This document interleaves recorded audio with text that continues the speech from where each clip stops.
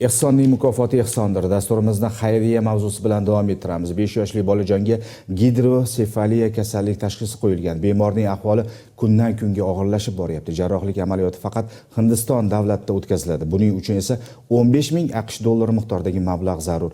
Moddiy tomondan qiynalayotgan oila bugun sizning ko'magingizga muhtoj. Imkoningiz bo'lsa, yordam bering, yaxshilar.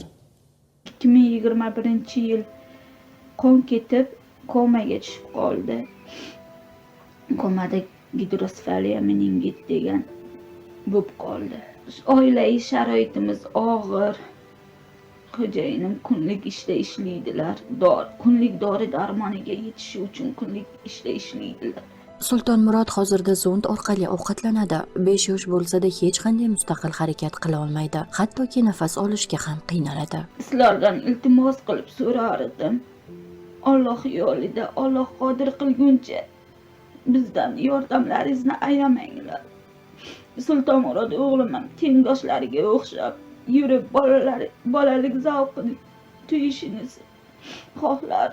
Aslida onaizorning o'zi ham davolanishga muhtoj. Jigarida jiddiy o'zgarishlar bor. Lekin Malohat opa birinchi navbatda o'g'lining shifo topishini istaydi. Hamma onalar kabi o'zidan ko'proq farzandi haqida qayg'urayotgan ayolning mushkuli oson bo'lishida sababchi bo'ling. Bemor bolajon yana sog'lom hayotga qaytsin. Motor G'ulom Nazirov va Asilbek Olimov Hudud informatsion dasturi uchun.